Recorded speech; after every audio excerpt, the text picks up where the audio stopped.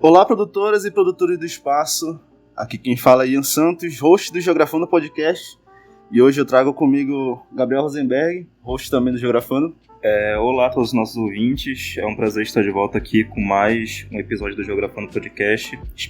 Espero que todos possam aproveitar o conteúdo que a gente está trazendo hoje. Bem, esse episódio, né, como indicado no nome, ele é um episódio especial, né, de estar acompanhando o evento da Geografia aqui da UFPA, a Semana da Geografia. E esse episódio tem uma convidada especial, a professora Inália Dias de Castro. Por favor, professora, se apresente. Bom, primeira coisa, bom dia para vocês. Muito obrigada pela oportunidade de estar aqui com vocês, de falar um pouco sobre a geografia política, sobre os temas da geografia política com os quais eu trabalho. Bom, sou professora titular da Universidade Federal do Rio de Janeiro. Estou aposentada, mas trabalho na pós-graduação, continuo com as minhas pesquisas, com as orientações, com o desenvolvimento de trabalhos, textos, etc. Bom, e agora eu estou à disposição de vocês para desenvolver os temas que vocês considerarem mais interessantes dentro do quadro do podcast. Bem, o tema, segue o tema do evento da geografia, né? Geografia e democracia na conquista política de direitos.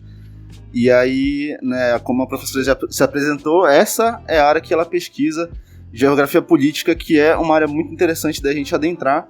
E aí esse episódio não só é um especial pra gente, né, pra gente voltar do hiato, né, celebrar esse evento, mas como uma forma de começar um assunto que a gente vai expandir, com certeza a gente quer expandir também esse conteúdo dentro do nosso podcast.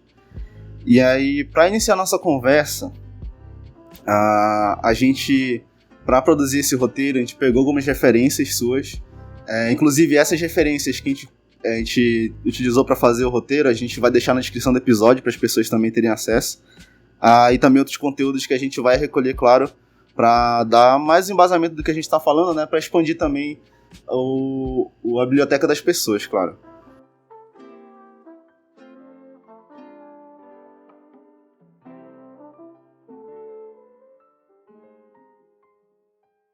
A primeira coisa que a gente queria tratar é sobre como a geografia política ela trata a democracia e como ela analisa a democracia enquanto uma estrutura organizacional que a gente também está inserido, né, atualmente.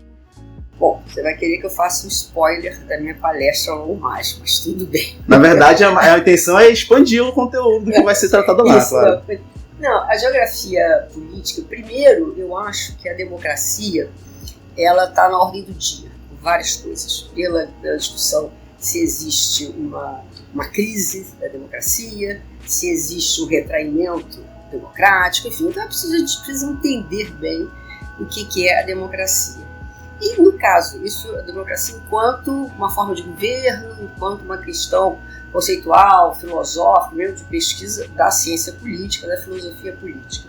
Mas na geografia, é muito interessante, os geógrafos muitas vezes não se deram conta, né, alguns geógrafos, claro, de que existe uma gramática espacial da democracia.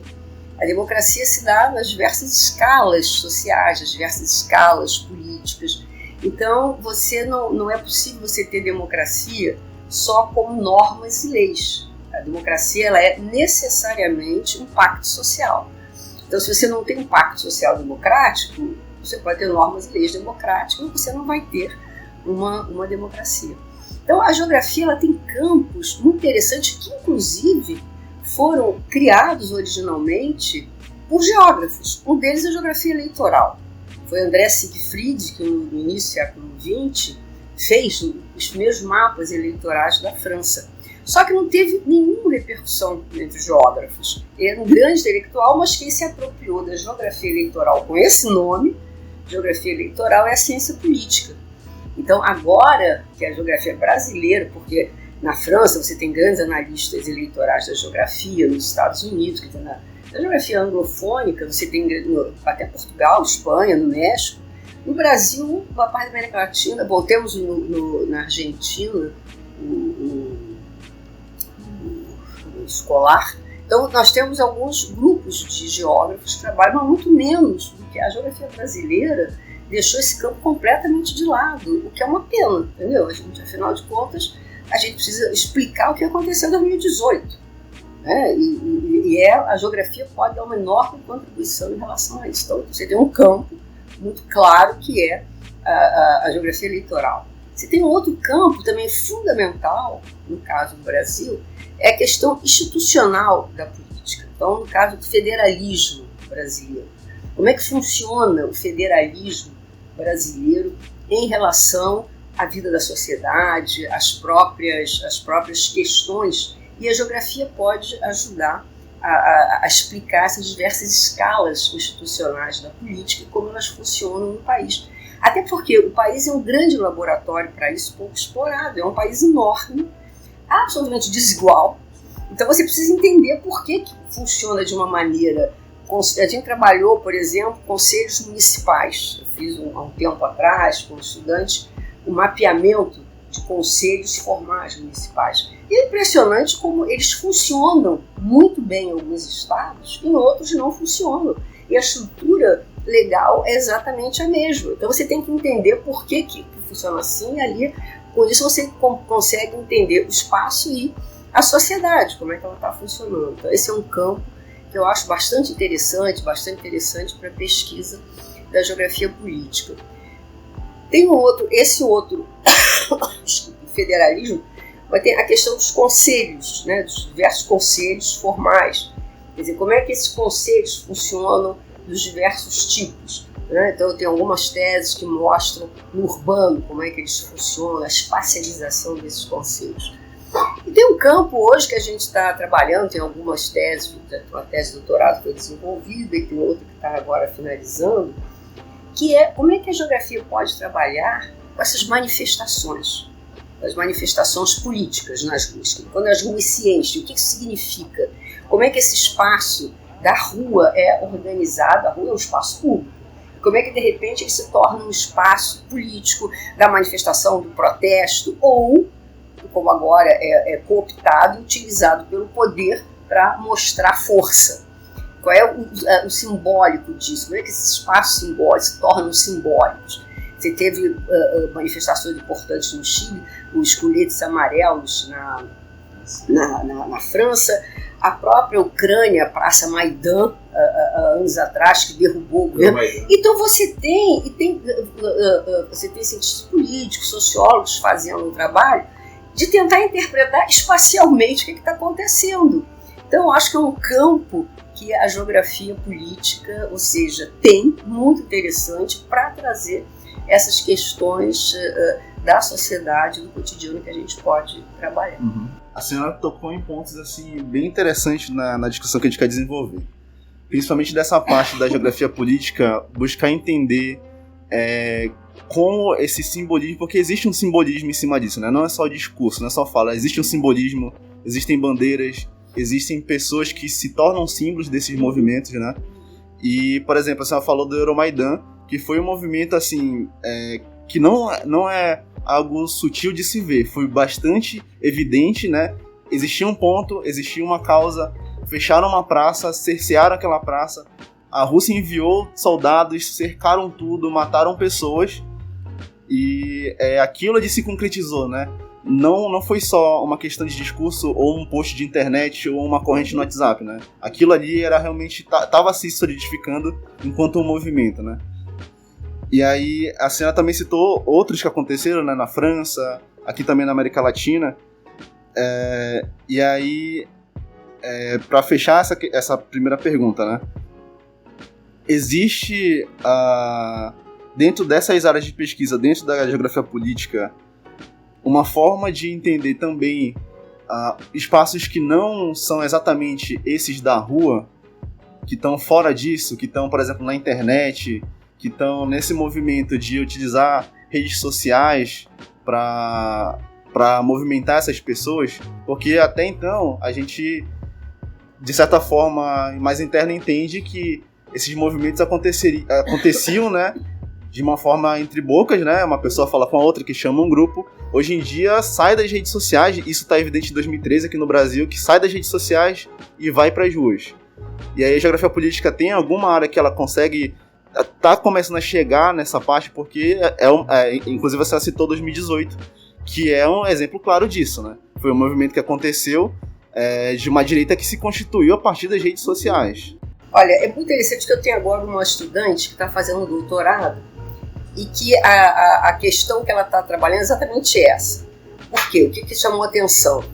As redes sociais são um fato novo. Então, primeiro, achava-se que as redes seriam um novo espaço público, um novo espaço de debate. E os algoritmos demonstraram que não é mais espaço de debate, porque não tem debate. Ao contrário, esses espaços eles são favoráveis à polarização. Então, o algoritmo ganha dinheiro com a polarização. E como você tem grandes empresas, ali, quase que monopolistas nesse campo, fica difícil de controlar esses algoritmos, por mais que se fale, que levem a essa polarização. Então, acaba não sendo muito espaço de debate. Mas, ao mesmo tempo, no início que ficava claro que era um espaço de mobilização. Então, a grande questão é se esse era um espaço público ou um novo espaço político.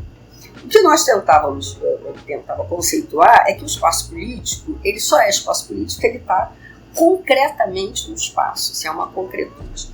Então, o que essas redes sociais que a gente foi vendo, estudos, tudo, é que eles são importantes porque eles mobilizam. Mas a materialização existe quando eles vão para a rua.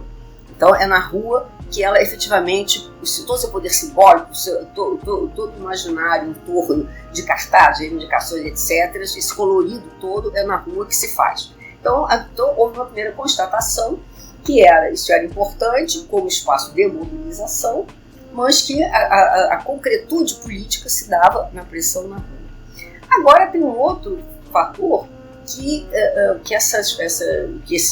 a direita no mundo inteiro, não só aqui no Brasil, nos Estados Unidos, está se beneficiando desses algoritmos da polarização para criar, quer dizer, além das fake news, para criar certos fatos, certas ideias muito simples que mobilizam a sociedade, determinados atores sociais, determinadas pessoas, para ações, não necessariamente na rua, mas para ações que são subreptícias na sociedade. Um exemplo disso, no caso do Brasil, foi o aumento, não só no Brasil, no mundo inteiro, o aumento brutal da desconfiança com relação a vacinas.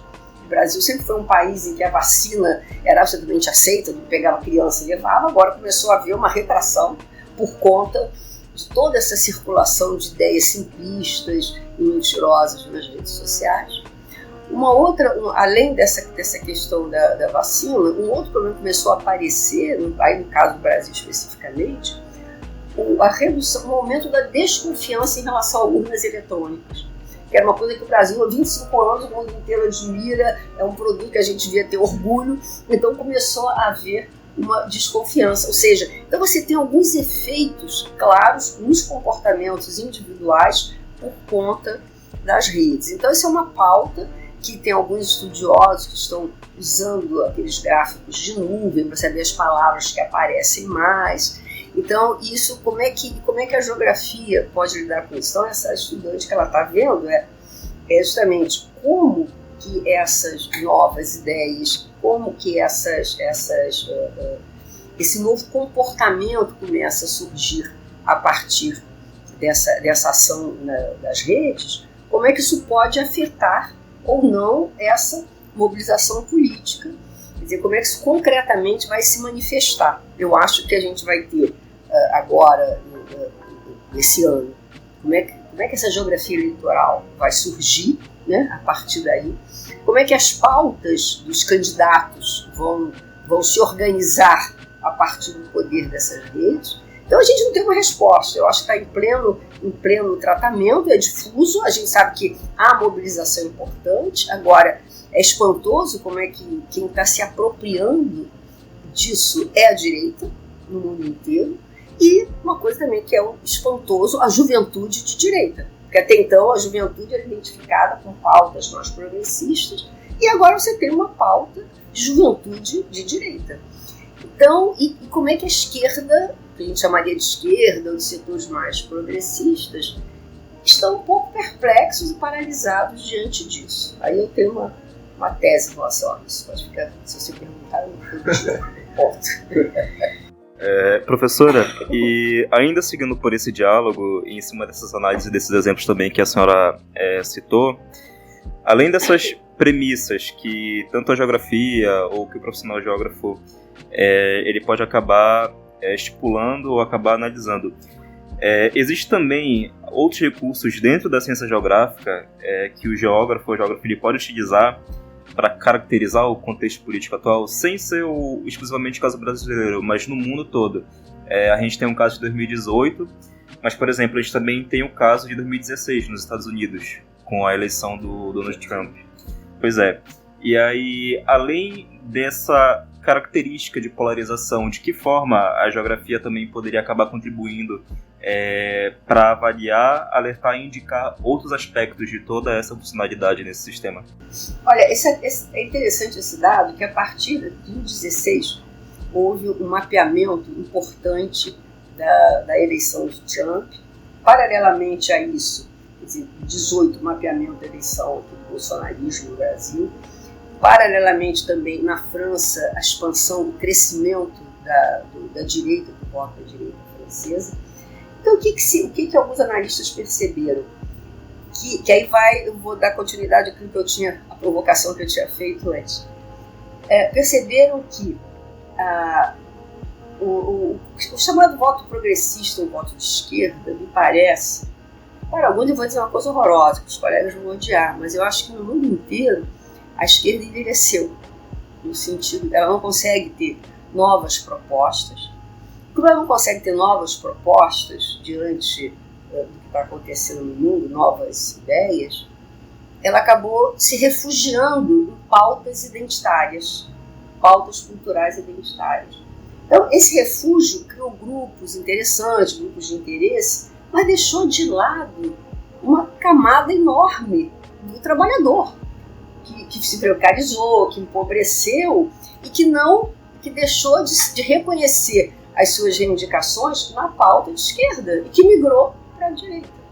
Então, se você olhar o que é o voto do Trump, uma parcela enorme eram de áreas industriais que entraram em decadência. Então, trabalhadores que empobreceram ou que ficaram sem emprego. A mesma coisa aconteceu na França, a mesma coisa aconteceu em outros países, a própria Inglaterra, com o Brexit. Então, na verdade, o que você tem? Uma esquerda que não conseguiu captar, de alguma maneira, as necessidades dessa camada trabalhadora que foi prejudicada por uma série de mudanças e que não tinha um projeto realmente viável para incorporar. E que as pautas identitárias, culturalmente, elas são importantes, do ponto de vista da justiça social, elas são importantes. Mas você deixa de lado uma camada enorme que não é negro, que não é gay, que não é minoria, de alguma maneira. Então você tem uma massa, e aí nos Estados Unidos o que se viu, quem votou pro Trump eram grupos de trabalhadores que historicamente votavam nos democratas e que acabaram votando nos republicanos porque eles não se viam mais dentro da pauta dos democratas.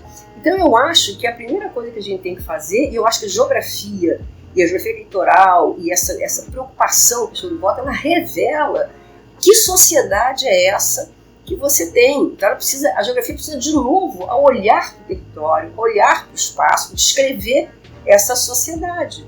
Então uma coisa que os jovens franceses estão fazendo, que os portugueses estão fazendo, que é um livro de um francês, 50 cartas para ler antes de votar, porque ele mostra, e tem um outro que fez, todas as mudanças no território francês que aconteceram. Então você precisa que mudanças no território nós estamos tendo, que estão, de alguma maneira, criando mudanças sociais importantes e que estão afetando as escolhas nossas. Esse é um ponto que eu acho que a geografia é importante. Mas tem um outro ponto em que a geografia também deveria entender, do ponto de vista da política, como é que o nosso sistema partidário funciona dentro da estrutura da nossa sociedade, do nosso federalismo. A gente tem um sistema partidário que está absolutamente corrompido, quer dizer, extremamente oligarquizado, horroroso, mas é esse que nós temos. É preciso a sociedade, de alguma maneira, pressionar para forçar algumas mudanças legais em relação a isso. Mas, de qualquer modo, eu acho que, por exemplo, essas eleições atuais, elas vão ser muito definidas pelos interesses federalistas dos partidos, que as pessoas não estão se dando conta. Os interesses territoriais lá da base, do município pequeno de 4 mil, 5 mil habitantes, 20 mil habitantes. Então você tem aqueles grandes centros, você tem um outro Brasil no qual esses partidos políticos conhecem muito bem a realidade geográfica, e que a geografia deixou um pouco de lado, você entendeu? Então, ou seja, ou com pautas econômicas, do capitalismo, sabe? O capitalismo, o sistema econômico é esse. Então, vamos ver o que nós podemos fazer para resolver dentro do sistema, porque se você vai esperar acabar o sistema para resolver os problemas, me poupe, isso não vai acontecer tão cedo. Afinal de contas, o feudalismo durou 1000 anos, então o capitalismo certamente vai durar muito mais tempo. Então, nós temos que torná-lo socialmente viável. Não vem com essa que não é possível, porque as melhores condições de vida, os melhores indicadores sociais do mundo estão em sistemas capitalistas, não são socialistas. Então, eu acho que a geografia tem que voltar a olhar para o território, voltar a olhar para o espaço, voltar a olhar para a sociedade. E a política, ela é muito interessante, porque ela te dá o caminho, né? Ela te dá o caminho, uma vez que você tem no voto, no ato de ir para a rua, você tem expressões reais do que essa sociedade está demandando, e a partir daí quem é essa sociedade com a qual nós estamos lidando.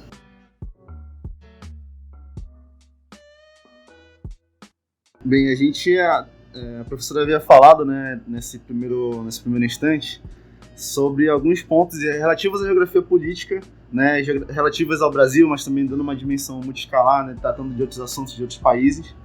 E aí, no sentido de aproximar mais aqui da gente, do Brasil, tratar desse contexto mais atual, né, a senhora tratou sobre a questão desse contexto entre 2013 e 2018, que eu também havia tocado no assunto, né, sobre essa questão de uma direita que está se formando a partir de redes sociais, tomando posse desses veículos de comunicação para formar de certa forma, esse tipo de protocultura ali com suas próprias linguagens, próprios símbolos, bandeiras, símbolos, heróis, vilões, né? E aí, o que eu entendo é que isso acaba acarretando um certo tipo de território que não é tão visível justamente porque ele nasce de redes sociais. E a senhora havia comentado, né, que a concretude disso sempre se dá nas ruas, né, porque acaba que nas redes sociais é algo muito virtual, né, por definição, né. Mas a minha perspectiva é que no virtual existe também território, no sentido de que, como existe uma linguagem, como existe um símbolo próprio, né, simbolismos próprios, acaba que esse grupo sempre fala da mesma forma. Não, e aí a gente pode entrar até numa discussão se isso é orgânico ou se é uma questão de utilizar o algoritmo em favor deles, né? Utilizando bots, utilizando pessoas compradas para fazer aquele tipo de comentário, perfis falsos, compartilhando informações falsas de uma forma massiva. E aí eu acredito que esse território começa no virtual, ele se instaura ali no sentido de que ele não necessariamente precisa estar em contato fisicamente, presencialmente, ele se expande através do virtual, forma grupos dentro desse virtual. E aí sim, nas ruas, e aí nas ruas ele se aflora. Eu acredito que hoje em dia, essa concretude se dá também, claro, nas ruas, óbvio, mas nessas ações, né, presenciais. Mas eu acredito que hoje em dia o que acontece é que ele acaba se aflorando e não se formando nas ruas, na forma presencial. E aí a pergunta que eu coloco, o questionamento que eu coloco, é que de que forma essa questão do virtual, que a senhora já havia comentado anteriormente, ela acaba influenciando nesse espaço concreto, de que forma esses grupos que estão se formando lá, eles se organizam aqui e formam esse território tanto lá quanto aqui, e como esse contexto inteiro, essa ação inteira se contextualiza atualmente. Bom, eu acho que é interessante essa questão. Eu queria, primeiro ponto, que eu acho que é uma questão que eu chamaria de fundo, uma questão fundamental, conceitual, me parece, não banalizar o conceito de território. Quer dizer, como se houvesse um território virtual. Me parece que o virtual é um novo campo da esfera pública, aquela que o Habermas viu lá no final do século XIX, que ele levantou, que eram os cafés. Os cafés foram os primeiros, digamos, espaços de você formar uma esfera pública, uma opinião pública. E que, a partir daí, que isso acabou redundando na Revolução Francesa. Então você tem, de alguma maneira, essa esfera virtual, ela me parece, o virtual é um novo recurso importantíssimo para a expansão dessa esfera pública, com uma série de características, como eu já falei, a polarização, os robôs, etc. Então me parece que isso é um ponto da esfera pública. E aí, o que é interessante, como você falou, como é que você pode materializar essas características dessa esfera pública no território? Eu tenho uma aluna que está fazendo um trabalho que começou assim despretensiosamente, mas que é muito interessante, que é o que a gente está chamando de paisagem política, e que ela está chamando da paisagem política do populismo do governo Bolsonaro. Então é interessante, você tem alguns símbolos. Primeiro, a questão da bandeira do Brasil. Então, se você olha numa janela tem uma bandeira do Brasil, você pode dizer que é um bolsonarista. O pessoal da rede do WhatsApp tira a cara, bota a bandeira do Brasil, você vai ver que é um bolsonarista. Então ela se apropriou claramente de uma imagem e de um símbolo. Você vê a bandeira, você já sabe. Esse pessoal, quando vai para as ruas, então é muito interessante, ela está pegando várias fotos das imagens, por exemplo, das manifestações pró-Bolsonaro em Brasília. Então, o que você tem ângulos, que as fotos são tiradas, em que você tem os três poderes, né, a Praça dos Três Poderes, as pessoas todas de verde e amarelo, né, com blusas da seleção brasileira, com bandeiras do Brasil. Então, a impressão que dá, nós somos nacionalistas, nós amamos o nosso país, então se apropriam disso.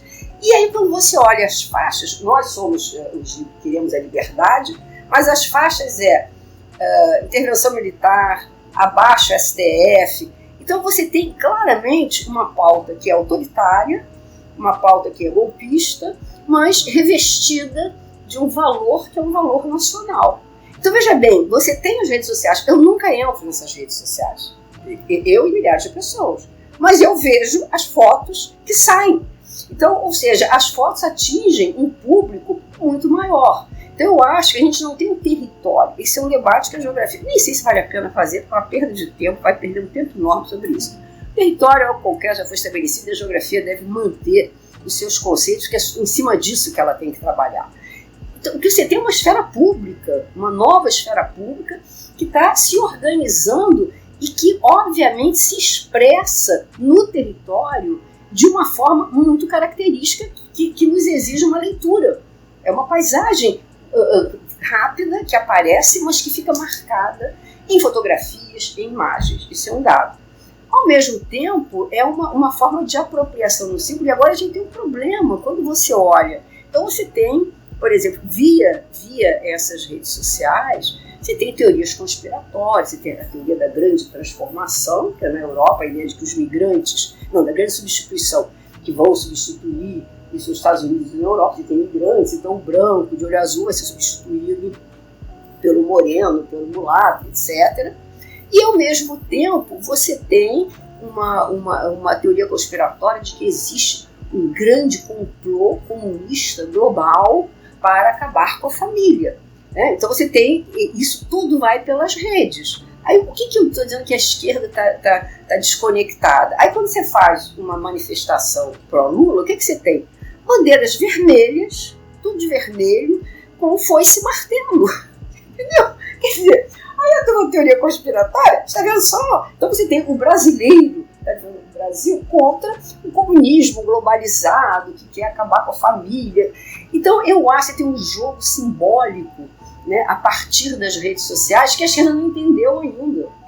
E que é muito grave, porque você tem... Então não é um território virtual, é uma esfera pública virtual que está sendo dominada por um grupo, né, de extrema-direita, com pautas regressivas, conservadoras, atrasadas, e ao mesmo tempo, elas quando vêm para a rua, quando elas criam elas trazem o poder simbólico do país, das cores do país. Nós somos verdadeiros brasileiros, nós somos nós que amamos o país. Você entendeu? Então eu acho que tem um jogo simbólico aí dessas redes que muita gente ainda não entendeu, porque não está sendo capaz de fazer essa articulação entre o que está acontecendo lá nas redes e como essa expressão está criando um espaço político, uma paisagem uma paisagem ela é concreta, mas é rápida, mas que ao mesmo tempo se apropria de símbolos permanentes, né? Então você faz lá onde você faz em frente à Praça dos Três Poderes, então você tem lá o Palácio da Alvorada, você tem o Palácio da Justiça, você tem o Congresso Nacional, que são fixos, né? Que são fixos simbólicos, de um poder simbólico, político, né? da política, e esse grupo se apropria desses espaços para pautas absolutamente antidemocráticas, mas com um viés teoricamente democrático, a liberdade de expressão, a liberdade de fazer manifestações em espaços públicos e etc. Então, me parece que a gente tem que fazer uma leitura geográfica, né? Quer dizer, separando o que é essa esfera pública, como essa esfera pública se reflete efetivamente no território, como é que ela anima politicamente espaços públicos, como é que ela faz com que espaços públicos se tornem momentaneamente espaços políticos vigorosos e espaços políticos que se expressam numa paisagem política também momentânea, mas que tem marcas. A gente hoje é capaz de ler sobre a Maidan porque tem marcas, tem fotos. Então, com isso você consegue criar uma marca simbólica e que vai ser muito utilizada agora nesse período eleitoral. Então, me parece, eu acho que o perigo é que a direita está conseguindo, no mundo inteiro, está conseguindo lidar bem com esse espaço virtual. Ela não se engana que esse espaço virtual é o território, ela não acha que o território é a rua, e ela faz as pessoas irem para a rua com os símbolos. E aí cria uma visibilidade que vai muito além daquela das redes sociais. Entendeu? Então eu acho que essa é uma questão bem interessante para a gente trabalhar e ficar mais atento em relação ao que está acontecendo no mundo e no país, né? E aí, ainda sobre essa questão desse debate dessa influência da direita e desse domínio da direita sobre redes sociais e sobre os canais de comunicação, além de refletir sobre essa paisagem política, isso também interfere sobre o que a gente acaba considerando o que é a democracia, ou então se acaba fazendo com que a gente pense se esse pensamento é democrático, esse pensamento de atuação para uma determinada parcela do povo, ela é realmente direcionada? Estou querendo dizer que, tipo assim, por conta desse diálogo e dessa comunicação, será que isso não acaba fazendo com que o planejamento em geral ele seja direcionado para apenas uma parcela da população, ao invés de atingir a todos, ressignificando o próprio conceito de democracia ou dando um outro significado a esse conceito? Bom, eu acho que a gente tem um problema, a questão interessante é o problema em relação à própria ideia e conceito de democracia. De novo, spoiler do que eu vou falar hoje à tarde. A democracia, ela tem lá suas características, mas ela é óbvio que ela é um sistema, com todos os defeitos que ela tem, como ela tem a base da liberdade de expressão, então é um sistema político que permite, que aceita manifestações e atos que afetem a própria existência dela, entendeu? Uma ditadura, vê lá o Putin ele fecha todos os canais de comunicação, só ele domina. Então você não tem como, então fica complicado você fazer qualquer movimento contra o regime, porque o regime é fechado. Olha o que acontece na Venezuela, o que acontece em Cuba, o que acontece na China. A democracia, ao contrário, liberal, no sentido da liberdade, é um sistema que permite que grupos se organizem para destruí-la. Então, se a democracia não for um valor social reconhecido pela sociedade, ela efetivamente está em perigo, porque as pessoas não valorizam, elas não se dão conta, né, do que elas têm. Então, esse é um ponto. Então, me parece um dado fundamental com relação à democracia, e aí eu acho que a geografia tem um papel importante no ensino escolar, primeiro, o geógrafo entender o que é democracia, aí não só como geógrafo, como cidadão. Como professor, como cidadão, entender o que é democracia, quais são os parâmetros das questões da democracia, trabalhar com essa questão no ensino médio, ensinar o aluno a ser democrático. O que é ser um cidadão democrático? O que é ser um jovem que aceita regras da democracia? Porque a democracia ela tem um problema que, aliás, recentemente parece que a fala tanto do Putin como do Xi Jinping, demonstrando o seguinte, que a democracia, essa democracia ocidental, ela está fadada ao fracasso, ela é um processo decisório muito lento. Você tem que ter consensos mínimos, você tem que dialogar, o fulano quer isso, você quer aquilo. Então, é um sistema cujo processo decisório é lento. É lento pelas próprias características, porque as sociedades são muito diferenciadas, as pessoas têm interesses diferenciados. Então, é preciso negociar esses interesses. Ao passo que você tem um sistema centralizado e autoritário, você tem meia dúzia que diz, não, nós vamos fazer isso, vamos fazer tal isso, tal aquilo, e não tem, então você tem um processo decisório que é centralizado, que vai atingir pessoas de maneiras diferentes, e não tem como você reclamar. Então, eles dizem que esse é um processo muito mais eficiente do ponto de vista da sociedade, esse planejamento centralizado, do que a democracia. E a sociedade tem que decidir o que ela quer. Se ela quer alguém que decida por ela, vou fazer uma avenida aqui, tira pó para lá, tira para cá, não importa, não tem que ter bandeira de luta, se tiver mata, não tem negociação. Ou vou fazer, se é isso, ou vamos lentamente, não pode, vamos negociar, então faz isso. O que nós queremos, você entendeu? Então, me parece que a questão da democracia é uma questão de aprendizado social. A democracia é uma forma de governo, mas ela é um pacto social. Se a sociedade não estiver de acordo com ela, ela não vai acontecer. E como dizia Jefferson, o preço da liberdade é a eterna vigilância. Então você tem que estar vigilante o tempo inteiro se você quer ser livre. Agora, eu acho que existe um grande problema, que tem um teórico do século XVIII, XVI, fez um panfletozinho, que é o discurso da servidão voluntária, Etienne da Boétie. Nem todo mundo quer ser livre. Eu acho, entendeu? A questão é essa, é muito dura, mas é isso. As pessoas às vezes preferem, e aí tem algumas características da nossa sociedade, você ainda tem mandonismo, você ainda tem uma estrutura paternalista, você ainda tem uma estrutura de patriarcado, de apadrinhamento, né? O Brasil é um país, também vou fazer outro spoiler, um exemplo interessante disso, o Roberto da Mata fez um trabalho com o doutorando dele sobre fila e democracia. Então, ele dizendo que nos Estados Unidos a fila, com todos os defeitos, né, mas tem um pacto social nos Estados Unidos que é a fila. A fila é sagrada. Você chegou primeiro na fila, é o seu lugar, ninguém é atrás de você, ninguém vai querer furar fila, ninguém vai ficar atrás de você bufando ou reclamando que você está demorando. Você chegou primeiro, você tem o direito. No Brasil, a dificuldade de fazer uma fila, porque tem alguém sempre querendo furar fila.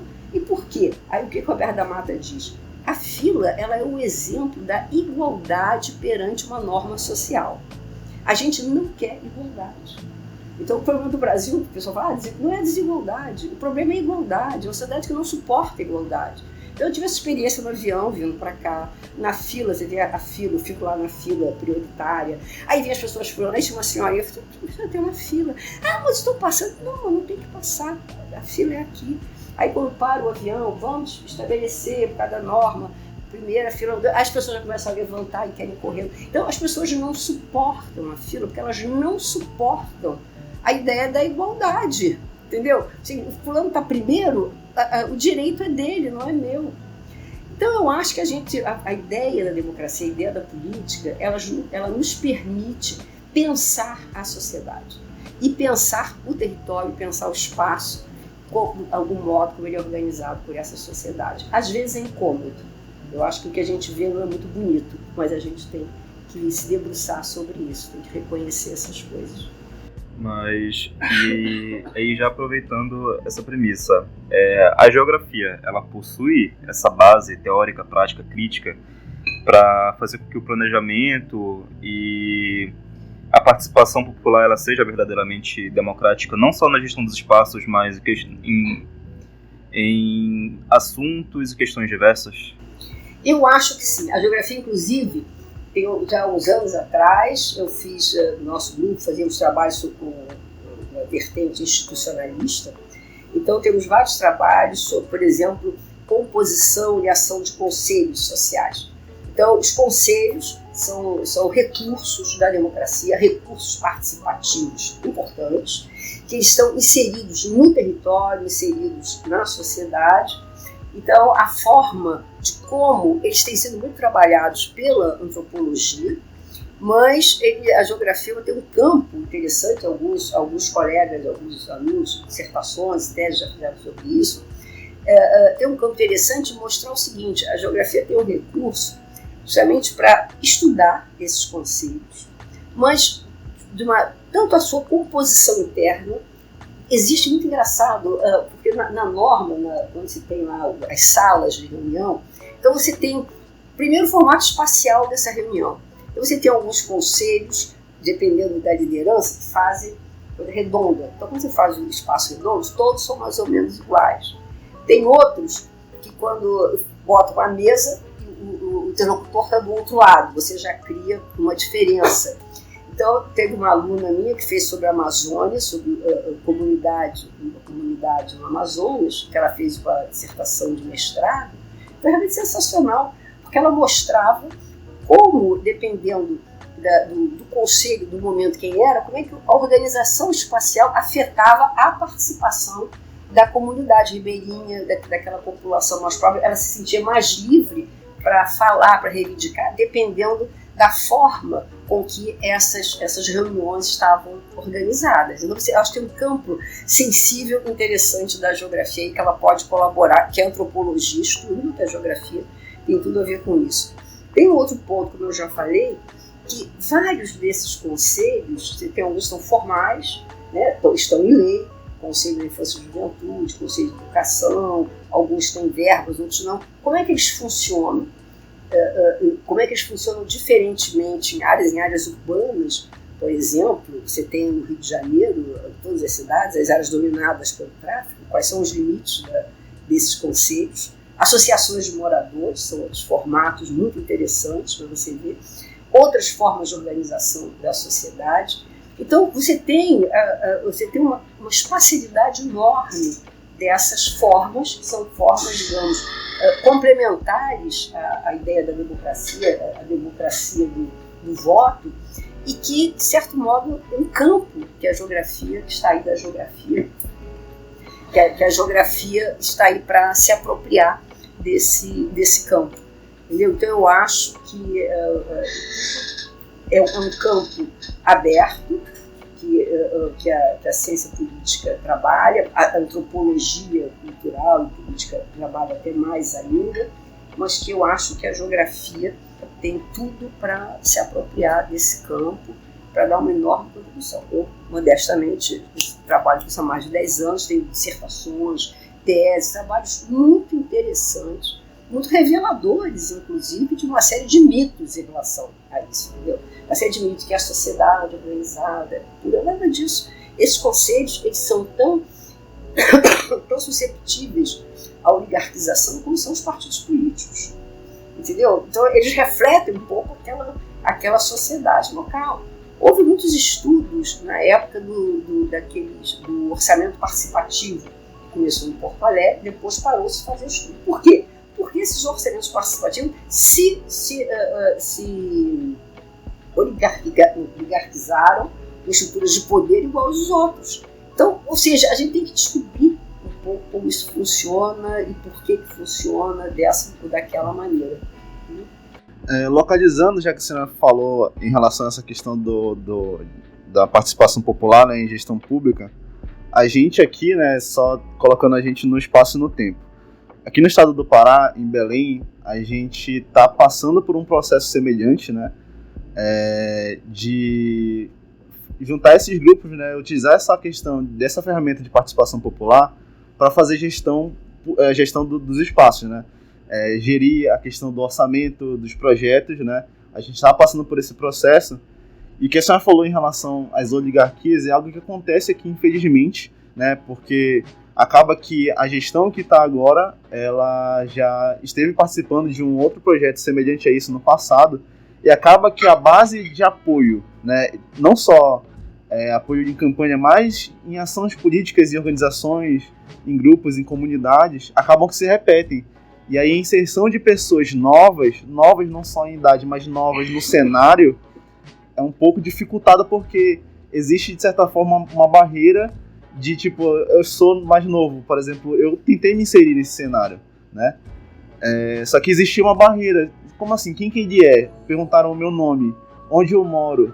Eu conheço, sabe quem é a rua, então conhece as lideranças que estão no bairro e naquela rua. Então existe já uma organização bem concretizada, e aí a inserção de pessoas novas fica um pouco mais difícil. E aí, relacionando a questão da geografia, ter essa base, eu acredito que também existe a questão, falando de ensino, né? De dar ferramentas para as pessoas, ferramentas de análise, né? A gente aprende já no começo da graduação que a geografia ela traz lentes para interpretar a realidade. E o que não está na realidade, o que não é concreto, né? A gente coloca uma lente para observar o espaço, aquilo que é sensível, coloca uma lente para observar o que não é sensível, o dinheiro, a cultura. Observa também as questões geomorfológicas, aquilo que está em tempo geológico, que a gente não consegue observar em tempo de vida, mas consegue descrever o que aconteceu a partir de evidências físicas, né? Então, entregar para as pessoas esse tipo de lente, no sentido dela entender quem ela é, onde ela está, em qual contexto ela está, e como ela pode se inserir nesses espaços. E aí, na parte de comunicação, falar para ela que, olha, você, no lugar onde você está, na sua comunidade, tem acesso a ferramentas que podem te trazer benefícios, né, e te colocar dentro dessa questão da participação. Porque aí o problema também está em quem está participando. As pessoas que estão lá contemplam realmente a comunidade, contemplam o bairro, contemplam as pessoas que compõem o município, né, e aí, se apropriando dessas ferramentas que a geografia dá, eu acredito que o acesso a esses locais fica mais proveitoso, fica mais produtivo, porque a pessoa vai chegar lá sabendo o que ela quer, conversando com a comunidade dela, todo mundo já vai estar bem engajado, e aí a produtividade aumenta. E aí eu acho que é algo que hoje em dia conflita com o contexto que a gente está, nessa questão de as pessoas quererem consumir mais coisas simplistas do que aquilo que realmente representa a realidade, representa onde ela está. Então é mais fácil eu pegar um texto de Facebook do que ler um livro, né? É mais fácil eu pegar uma corrente do WhatsApp falando que durante a cabanagem isso era um bando de vagabundo que não queria nada, do que eu pegar e ler uma porrada de professores que estuda o quão, na verdade, a cabanagem foi apagada da história, né? Apagada das escolas do ensino aqui dentro da Amazônia, e que na verdade não foi, assim, é o maior movimento popular que o país já passou. E assim, o esforço que foi feito para apagar esse tipo de movimento tira a legitimidade dele, porque as pessoas hoje em dia só querem saber de 3 linhas de texto, não querem saber do contexto geral, do todo, de interpretar aquela realidade. E aí, pra gente já se encaminhar pro final, contando, já tendo isso tudo que a senhora falou, que a gente conversou aqui, a geografia política, em relação a esse campo da geografia, atualmente, quais são, ou que a senhora identifica, quais são os impasses em relação à evolução dela? Como ela consegue, por exemplo, se conversar mais com a geografia eleitoral, conversar mais com outras ciências, para ela melhorar enquanto o campo da geografia? Olha, eu acho que a geografia política, eu diria para você que eu não vejo impasses na geografia política, eu vejo alguns impasses em outros campos da geografia. Na geografia política, não. Pelo seguinte, porque você tem primeiro um campo que é um campo muito importante, que atinge a vida de todos nós, é um campo do cotidiano, né? Você não tem sociedade organizada sem política, sem a questão da participação, sem a questão de estabelecer, como é que você estabelece canais, né, de participação da base para interferir em processos decisórios, processos de planejamento. Então você tem um campo aí muito interessante aberto na geografia política. Você tem hoje aquilo que nós falamos, dessa relação, o que é esse novo espaço público das redes sociais, o que são e como é que eles se comunicam com esses espaços públicos, esses espaços políticos das ruas, né, quando viram manifestações, ocupações, etc. Você tem um campo hoje da geografia política, que é a própria geopolítica, que está mostrando hoje no mundo com a invasão da Ucrânia, quer dizer, como é que ela, mais do que nunca, a geopolítica, aquela geopolítica tradicional lá do McCain, do Marranzei, como essa questão do território é fundamental, como é que você precisa analisar isso sem ranços ideológicos, como se ficou no início, né, no caso da guerra da Ucrânia, porque a OTAN se expandiu para o interesse americano, aí tem um anti-americanismo infantil lá dos anos 60, tudo bem, a OTAN tinha interesse americano, mas o Trump estava querendo sair da OTAN, então não era isso. E a Rússia tem um enorme histórico de expansionismo. Ninguém diz isso, a geografia diz, ninguém chega a 17 milhões de quilômetros quadrados na beira da conversa, na base da conversa. A Rússia tomou no século XIX, XVII, XVIII, XIX, tomou territórios da Finlândia, da Suécia, ela tomou território de todo mundo. Ela da própria Polônia, em um dado momento. Então você tem, a Rússia sempre foi um Estado expansionista, desde Pedro Grande. E o que o Putin faz nada mais é do que retomar esse sonho da grande Rússia. Então aí vem fazendo análise, porque a culpa é dos Estados Unidos, é da OTAN que se expandiu. E é preciso entender por que a OTAN se expandiu. Isso é geografia, isso é geopolítica. Por que a OTAN? Por que a Estônia, Letônia, Lituânia, aqueles ex-União Soviética quiseram entrar correndo para a OTAN? Porque, como na Ucrânia, tinham minorias russas assanhadíssimas, querendo fazer revoluções. Então, quando eles entraram para a OTAN, eles conseguiram acalmar essas minorias russas. Então eles entraram, não foi a OTAN que pediu que eles entrassem, quiseram entrar para acalmar essas minorias russas dentro do seu território. Então vamos entender o que é a história territorial da Rússia e o que é a história territorial da Europa de Leste. Então eu acho que isso é uma geopolítica na veia, que está acontecendo agora, e que é um campo importantíssimo da geografia, que, veja bem, na medida que começou a geopolítica crítica, com a questão discursiva, esse campo foi totalmente apropriado para as relações internacionais. Hoje você não vê pouquíssimos geógrafos como analistas do que está acontecendo na OTAN. Ainda temos o Vanderlei Messias da Costa, que é o nosso grande geopolítico, que nunca embarcou, né, nessa história do discursivo, etc. Sempre trabalhou com o concreto da geopolítica. Temos um outro colega, Pablo Ibanez, que também... Então você tem poucos colegas. A maioria dos analistas são de relações internacionais, ou seja, eles estudaram geografia política, mas eles são profissionais de relações internacionais, não são geógrafos. Então eu acho que esse é um campo que a geografia, por conta de algumas derivas que ela teve, ela acabou perdendo, que está na hora dela recuperar. Eu acho que a geografia eleitoral está na hora da geografia política recuperar. Então me parece que a geografia política não tem impasse. O impasse é como a geografia pode recuperar os campos que ela foi deixando de lado, campos valiosos para compreender a sociedade, compreender o território, compreender o espaço, e que foram apropriados por outras ciências mais objetivas, mais pragmáticas. Você não pode pensar em planejamento, em ordenamento do território, sem pensar nos atores, na participação, quem é que domina tal lugar, por que domina, qual é o histórico, até que ponto as sociedades locais acham mais cômodo deixar a decisão para o outro. Por que você tem o mandonismo interior, o patriarcalismo, o patrimonialismo, e tem também apadrinhamento. Então fica mais fácil você buscar um padrinho político porque participar, isso que você está fazendo, a ideia da participação, ela é trabalhosa, e você só vai e o processo de tornar uma sociedade mais participativa, mais democrática, é um processo que é longo, um processo de gerações, não é por milagre.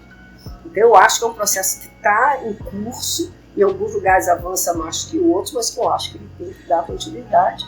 E a geografia tem todos os instrumentos justamente para tentar mostrar como esse processo é importante. Só para fazer um parênteses, eu tive um aluno que fez uma dissertação sobre grêmios estudantis no secundário.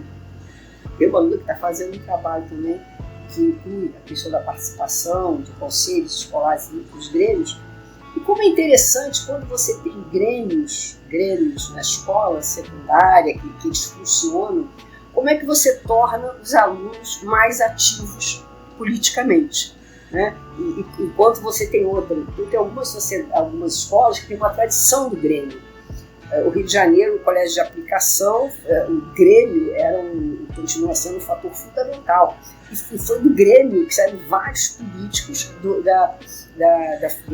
que estudaram, jovens que estudaram no colégio de aplicação. Então você tem a questão do Grêmio. Você aprende a fazer política, a fazer democracia no Grêmio. Aprende a trazer a garotada para participar. O jogo participativo, como é que ele funciona. Agora, não tem romantismo, né? Você vai ter sempre o líder, alguém que vai querer comandar, alguém que vai querer dar a última palavra, aí você tem que controlar. Então você tem, todos esses grupos têm sempre uma tendência à oligarquização. A vantagem do Grêmio estudantil qual é? Que é impossível oligarquizar porque os alunos saem. Então você tem sempre que haver um processo de renovação. Ao contrário de partidos políticos, de alguns conselhos, que você tem essa tendência à oligarquização, a renovação fica mais difícil. Entendeu? Então eu acho que é um campo muito interessante que a geografia pode aí competir com a antropologia, com a própria ciência política e se reapropriar desse campo. Professora, a gente agradece a sua participação de verdade. Foi um episódio muito bom, foi muito bom gravar com a senhora. Acredito que daqui a gente já possa tirar várias pautas, né, para discutir mais tarde, claro. E a gente espera se encontrar de novo para gravar com a senhora no futuro próximo, eu espero.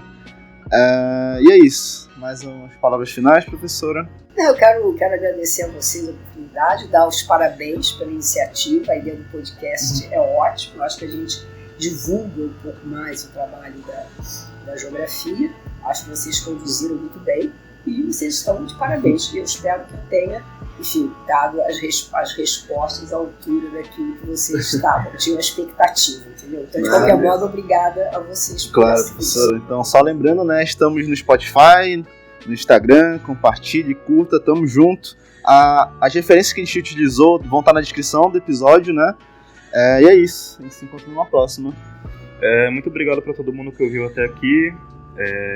Nos vemos nas próximas semanas. Espero que todos possam acompanhar o conteúdo assiduamente pelos próximos episódios e que chequem as referências para ficarem ainda mais integrados sobre o assunto.